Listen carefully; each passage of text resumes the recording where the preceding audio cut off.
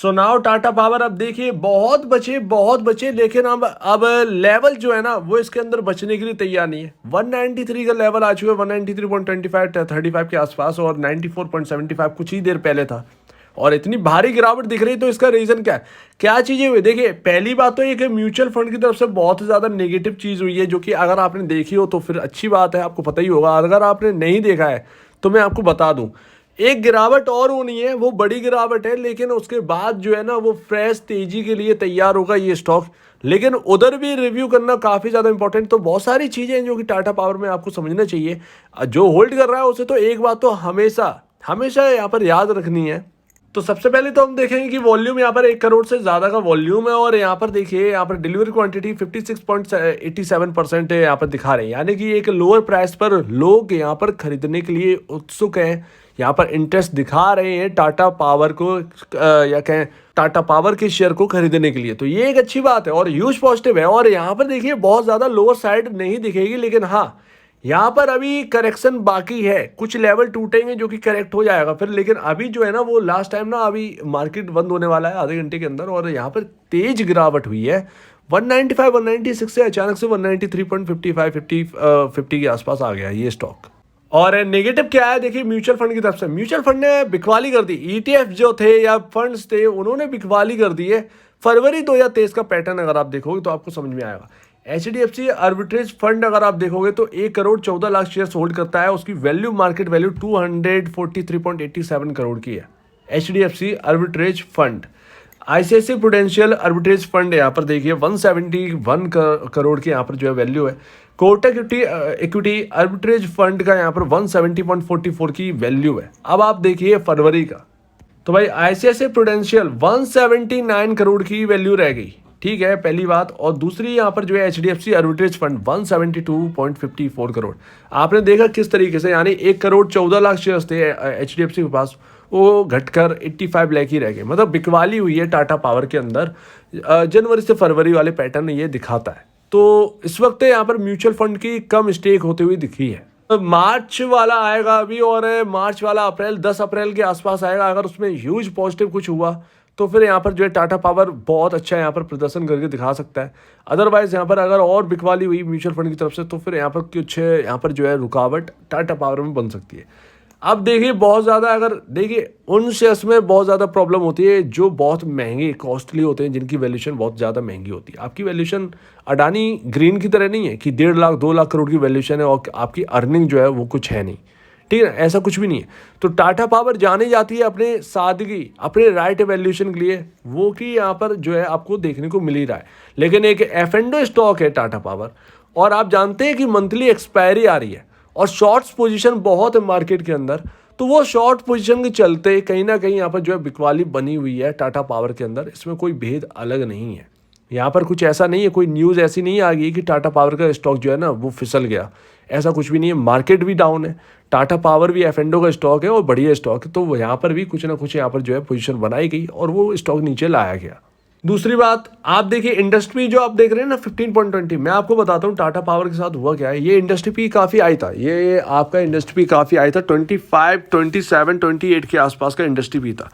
वो क्या हुआ है कि पावर सेक्टर के स्टॉक्स जो है वो इतनी तेज़ी से गिरे हैं कि उसका जो एक एवरेज बनता है इन सभी स्टॉक्स का, एक इंडस्ट्री पी जो बनता है वो धीरे धीरे कम आ गया। उसमें क्या हुआ, स्टॉक्स के जो पी रेशियो है वो हाई दिखने लगे इंडस्ट्री पी के कंपैरिजन। तो हाँ, जो यहाँ पर जो है आपकी इंडस्ट्री पी आपको बता रहा है कि पावर स्टॉक्स जिस तरीके से गिरे हैं उस हिसाब से टाटा पावर अभी भी स्टिल महंगा है। तो वही मैं कहने जा रहा हूँ कि जो महंगापन है ना वो थोड़ा सा सस्ता होने वाला है। 20.88 का पी रेशियो है, और ये यहाँ पर बुक वैल्यू अगर आप देखो तो 70 के आसपास है, और आपका स्टॉक 193 के आसपास आ चुका है। कम से कम इतना तो स्टॉक काम करेगा। अब आप एक लॉजिक आप सोचिए, मैं आपको बताता हूँ, आप बिजनेस को देखिए, आपका स्टॉक तो चल जाएगा, इसमें कोई प्रॉब्लम नहीं, फाइनेंशियल अच्छे हैं, जगह जगह ये काम अच्छा कर रहे हैं, ठीक है ना। अपने ग्रीन के आगे जो ग्रीन इन्होंने ठान रखा था कि 2030 तक पूरा जो है ना वो ग्रीन एनर्जी की ओर बढ़ जाएंगे, तो वो लगातार कंपनी कर रही है, तो इसमें कोई शक की बात नहीं है।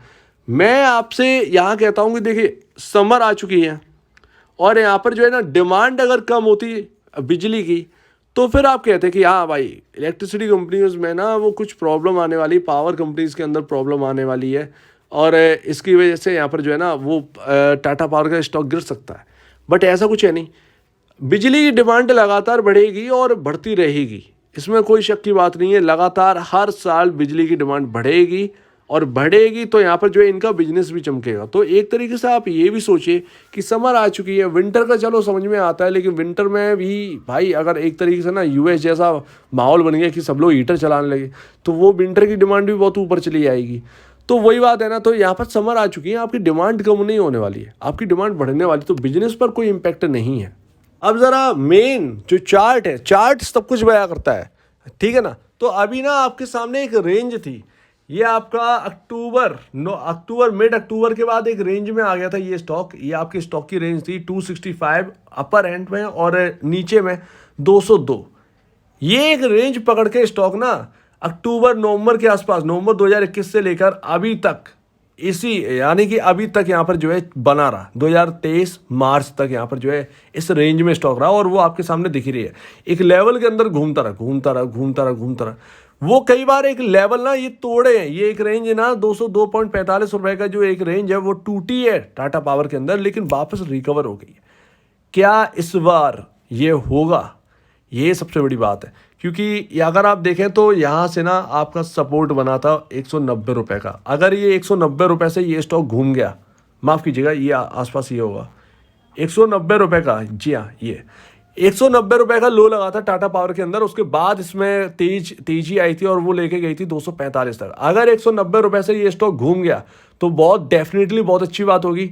तो फिर एक बॉटम बना के ना ये घूम गया, ये समझ में आया। लेकिन अगर 190 टूटता है तो कहाँ पर जाएगा, देखिए पॉसिबिलिटी है कि 190 रुपये आपका टूट जाए। क्यों? क्योंकि यहाँ पर माहौल बहुत ख़राब है। ये देखिए यहाँ पर आकर आपका कुछ सपोर्ट लिया था स्टॉक ने, ये प्राइस है आपका 175 रुपये, और अगर ये 190 रुपये तोड़कर नीचे जाता 189 188, आप समझ जाइएगा कि यहाँ पर थोड़ी सी और बिकवाली आई, और वो बिकवाली यहाँ पर जो है ना स्टॉक को लेकर आ सकती है 175 तक। 175 के आसपास ही सपोर्ट है, और कहीं ना कहीं वो सपोर्ट के आसपास आया और वहाँ से घूमने की कोशिश करेगा। वर्स्ट केस वो होगा कि 175 रुपये तोड़ दे, फिर यहाँ पर जो है ना और निचले लेवल टाटा पावर के अंदर आपको आते हुए दिखेंगे। वो वर्स्ट केस तभी हो सकता है जब मार्केट का ना बहुत ज़्यादा सिनेरियो जो है वो डाउन साइड हो। तो ये सारी चीज़ें हैं, तो ये लेवल आपको याद रखना है। अगर 202 रुपये 45 पैसे के ऊपर वापस निकल गया तो हमारे लिए और भी अच्छा होगा कि 190 के आसपास का लो लगाकर वापस घूम जाए और 202 रुपये 45 पैसे को क्रॉस कर ऊपर जाए।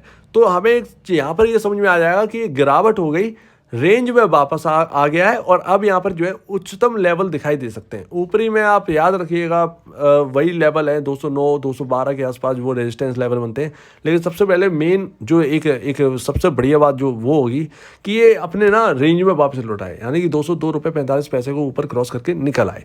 तो ये रहे पूरे लेवल्स, और ये रही आपके सामने कहानी। और मंथली एक्सपायरी आ रही है, उसकी वजह से आपको जो है वो उथल पुथल ज़्यादा दिखाई दे सकती है F&O स्टॉक्स के अंदर, जो कि यहाँ पर दिख रही है। अगर तेज बिकवाली होती है तो फिर ये आपको निचले लेवल दिखा सकता है, और अगर यहाँ से रिकवर हो जाएगा तो 190 रुपये से इसको रिकवर होना होगा और 202 रुपये 45 पैसे को क्रॉस करके ऊपर निकलना होगा। तो ये रही रेंज और ये लेवल्स रहे, इनको ध्यान में रखिए और इन लेवल्स के हिसाब से चलिए। किसी को नई खरीदारी करनी है कहाँ कर सकता है, मेरा मानना यही है, आप वेट करिए। वैसे 175 के लिए वेट मत करो, 180 के आसपास अगर आपको देखे थोड़ा बाइंग करते रहना है, 175 पर नज़र रखना है। लेकिन यहाँ पर बहुत ज़्यादा ध्यान रखिए, अगर मूड माहौल बहुत ज़्यादा ख़राब हुआ, वीक हुआ, तो 175 भी ना वो बहुत मुश्किल होगा ये कहना कि 175 पर भी टिकेगा। अगर 175 नहीं टिकता है तो ये स्टॉक और नीचे जाएगा। तो इसीलिए मैं कह रहा हूँ कि बहुत ही स्लो खरीदारी करिएगा, और यहाँ पर फोकस रखिएगा कि 175 टूट रहा है या नहीं टूट रहा है। तो उम्मीद है आपको पूरा डिटेल में आपको समझ में आ गया होगा। बिजनेस पर कोई इम्पैक्ट नहीं है, बिजनेस मॉडल अच्छा है, ग्रीन की ओर बढ़ रहे हैं, इलेक्ट्रिसिटी की डिमांड कोई भी कम नहीं है, इन सभी कंपनियों के लिए बहुत अच्छा है, ठीक है ना। लेकिन मार्केट का सिनेरियो खराब है, तो मार्केट और बिजनेस अलग अलग है, मार्केट आपका एकदम अलग वर्क करता है। सो अगर आपको इस वीडियो में प्रॉब्लम है, कुछ पूछना है, कुछ बताना, कुछ कहना है, तो प्लीज़ कमेंट सेक्शन में कहिए। और अब वीडियो देखने के लिए बहुत बहुत धन्यवाद दोस्तों।